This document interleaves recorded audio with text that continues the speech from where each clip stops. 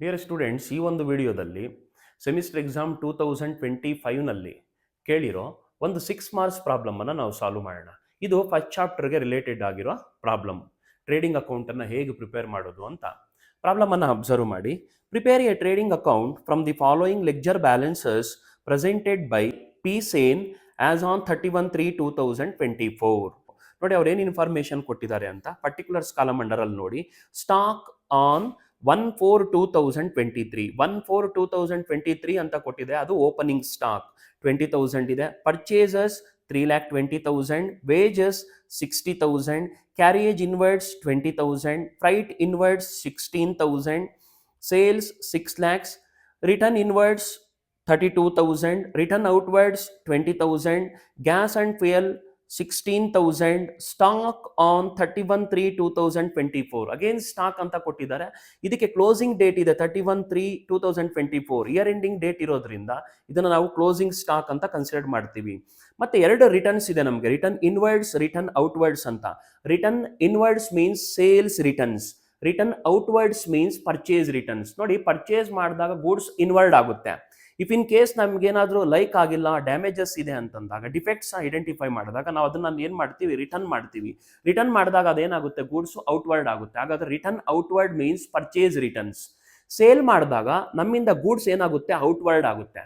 Customers ಅದೇ ಥರನ like ಆಗದೆ ಇದ್ದಾಗ, ಡ್ಯಾಮೇಜಸ್ ಡಿಫೆಕ್ಟ್ಸ್ ಇದ್ದಾಗ ಅವ್ರೇನು ಮಾಡ್ತಾರೆ, ನಮಗೆ ರಿಟರ್ನ್ಸ್ ಕಳಿಸ್ತಾರೆ. ನೋಡಿ, ರಿಟರ್ನ್ ಆಗ್ತಾ ಇರೋದ್ರಿಂದ ಗೂಡ್ಸ್ ಏನಾಗ್ತಾ ಇದೆ, ನಮಗೆ ಇನ್ವರ್ಡ್ ಆಗ್ತಾ ಇದೆ. ಹಾಗಾದ್ರೆ return inwards means sales returns ಅಂತ ಅರ್ಥ. ನೆಕ್ಸ್ಟ್ ನೋಡಿ, ಕ್ಯಾರಿಯೇಜ್ ಇನ್ವರ್ಡ್ಸ್ ಇದೆ, ವೇಜಸ್ ಇದೆ, ಫ್ರೈಟ್ ಇನ್ವರ್ಡ್ಸ್ ಇದೆ, ಗ್ಯಾಸ್ ಅಂಡ್ ಫ್ಯೂಯಲ್ ಇದೆ. ಇವೆಲ್ಲ ಕೂಡ ಡೈರೆಕ್ಟ್ ಎಕ್ಸ್ಪೆನ್ಸಸ್ಸು. ಇವೆಲ್ಲ ಯಾವಾಗ ಇನ್ಕರ್ಡ್ ಆಗುತ್ತೆ ಅಂತಂದ್ರೆ ಪ್ರೊಡಕ್ಷನ್ ಮಾಡೋ ಟೈಮಲ್ಲೇ ಇನ್ಕರ್ಡ್ ಆಗುತ್ತೆ. ಬನ್ನಿ ಈಗ ನಾವು ಟ್ರೇಡಿಂಗ್ ಅಕೌಂಟ್ ಅನ್ನ ಪ್ರಿಪೇರ್ ಮಾಡೋಣ. ನೋಡಿ, ನಾನು ಹೆಡ್ಡಿಂಗ್ ಕೊಟ್ಟಿದ್ದೀನಿ, in the books of P Sen ಅಂತ ಹೆಡ್ಡಿಂಗ್ ಕೊಟ್ಟಿದ್ದೀನಿ. ನೆಕ್ಸ್ಟ್ ನೋಡಿ, ಅದರ ಅಂಡರ್ ಅಲ್ಲಿ name of the account trading account for the year ending 31/3/2024. ಈಗ ನಾವು ಟ್ರೇಡಿಂಗ್ ಅಕೌಂಟ್ ಅನ್ನ ಪ್ರಿಪೇರ್ ಮಾಡೋಣ. ಟ್ರೇಡಿಂಗ್ ಅಕೌಂಟ್ ಅನ್ನ ಪ್ರಿಪೇರ್ ಮಾಡೋ ಮೈನ್ ಇಂಟೆನ್ಷನ್ ಏನು, to ascertain the gross profit or gross loss ಅಲ್ವಾ. ಈಗ ನೋಡೋಣ ಬನ್ನಿ, ಗ್ರಾಸ್ ಪ್ರಾಫಿಟ್ ಗ್ರಾಸ್ ಲಾಸ್ ಏನ್ ಬರುತ್ತೆ ಅಂತ ನೋಡೋಣ. ಮೊದಲನೇದು, trading accounts begins with opening stock on debit side as to opening stock. First item opening stock given in the problem 20,000. next one, purchases, to purchases, ಇದಕ್ಕೆ ರಿಟರ್ನ್ಸ್ ಇದೆ ಅಲ್ವಾ, minus returns. Purchases 3,20,000 minus return outwards ಅನ್ನ consider ಮಾಡಿ. Return outwards ಎಷ್ಟಿದೆ ಅಂದ್ರೆ 20,000 minus 20,000. Net purchases outer column ಅಲ್ಲಿ ಬರೀರಿ 3 lakhs. Next ಏನ್ ಕೊಟ್ಟಿದ್ದಾರೆ ನೋಡಿ, wages. Wages direct expenses. Expenses ಎಲ್ಲ ಡೆಬಿಟ್ ಸೈಡ್ ರೆಕಾರ್ಡ್ ಮಾಡಬೇಕು, ಇನ್ಕಮ್ಸ್ ಎಲ್ಲನೂ ಕ್ರೆಡಿಟ್ ಸೈಡ್ ರೆಕಾರ್ಡ್ ಮಾಡಬೇಕು. Wages 60,000. Next carriage inwards, to carriage inwards. Carriage inwards ಎಷ್ಟಿದೆಯಪ್ಪ ಅಂದ್ರೆ 20,000 ಇದೆ. ನೆಕ್ಸ್ಟ್ ಫ್ರೈಟ್ ಇನ್ವರ್ಡ್ಸ್, ಇದು ಕೂಡ ಪರ್ಚೇಸ್ ಆಗೋ ಟೈಮಲ್ಲೇ ಇನ್ಕರ್ಡ್ ಆಗುತ್ತೆ. Carriage on purchases, freight charges on purchases. Freight inwards, if in case ಅವರು ಔಟ್ವರ್ಡ್ಸ್ ಅಂತ ಕೊಟ್ರು ಅಂತ ಅನ್ಕೊಳ್ಳಿ, ಕ್ಯಾರಿಯೇಜ್ ಔಟ್ವರ್ಡ್ಸ್, ಫ್ರೈಟ್ ಔಟ್ವರ್ಡ್ಸ್ ಅಂತ ಕೊಟ್ರು ಅಂತ ಅನ್ಕೊಳ್ಳಿ, ಅದನ್ನ ನೀವು P&L ಅಕೌಂಟ್ ಅಂಡರ್ ಅಲ್ಲಿ ರೆಕಾರ್ಡ್ ಮಾಡಬೇಕು. Freight inwards 16,000. Next sales. Sales direct income, opposite side credit side record ಮಾಡಬೇಕು. Debit all expenses and losses, credit all incomes and gains. By sales, gross sales ಎಷ್ಟಿದೆಯಪ್ಪ ಅಂದ್ರೆ 6 lakh rupees ಇದೆ.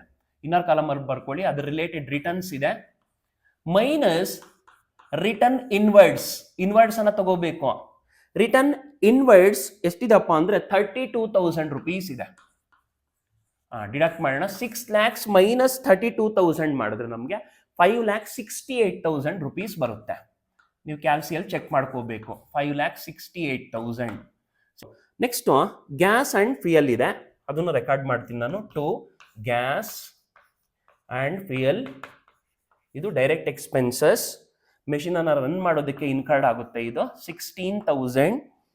Next last one ಯಾವ್ದಪ್ಪ ಇದೆ ಅಂದ್ರೆ stock on 31/3/2024 ಅಂತ ಇದೆ. ಇದು ಇಯರ್ ಎಂಡಿಂಗ್ ಡೇಟ್ ಇರೋದ್ರಿಂದ ಕ್ಲೋಸಿಂಗ್ ಸ್ಟಾಕ್ ಅನ್ನ ನಾವು ಆಪೋಸಿಟ್ ಬರೀಬೇಕು. ಓಪನಿಂಗ್ ಸ್ಟಾಕ್ಗೆ ಆಪೋಸಿಟ್ ಸೈಡ್ ಕ್ರೆಡಿಟ್ ಸೈಡ್ ಆಗಿರೋದ್ರಿಂದ ಬೈ ಕ್ಲೋಸಿಂಗ್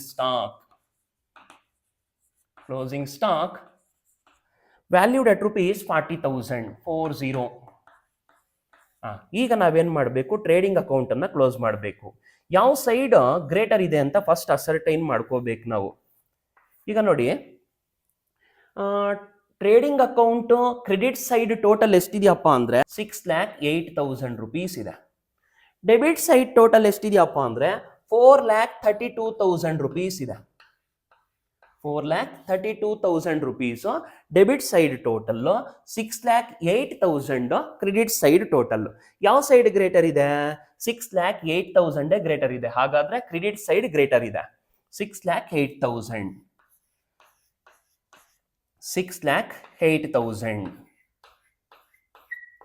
ಗ್ರೇಟರ್ ಫಿಗರ್ ಅನ್ನ ಬರ್ದೆ ನಾನು. ಈಗ ಲೆಸರ್ ಸೈಡ್ ಯಾವುದು? Debit side. ಹಾಗಾದ್ರೆ ನಾವು ಡೆಬಿಟ್ ಸೈಡ್ ಬ್ಯಾಲೆನ್ಸಿಂಗ್ ಫಿಗರ್ ಬರೀಬೇಕು. 2 ಏನಂತ ಬರೀಬೇಕು ಈಗ ನಾವು? ನಮಗೆ ಗೊತ್ತು, ಡೆಬಿಟ್ ಆಲ್ ಎಕ್ಸ್ಪೆನ್ಸಸ್ ಮತ್ತೆ ಕ್ರೆಡಿಟ್ ಆಲ್ ಇನ್ಕಮ್ಸ್ ಅಂತ ಹೇಳ್ತೀವಿ. ಹಾಗಾದ್ರೆ ಇನ್ಕಮ್ಸ್ ಏನಾದ್ರೂ ಎಕ್ಸ್ಪೆನ್ಸಸ್ಗಿಂತ ಗ್ರೇಟರ್ ಇದ್ದಾಗ ಬ್ಯಾಲೆನ್ಸಿಂಗ್ ಫಿಗರ್ ಏನ್ ಬರುತ್ತೆ? ಪ್ರಾಫಿಟ್ ಬರುತ್ತೆ. ಹಾಗಾದ್ರೆ ಗ್ರಾಸ್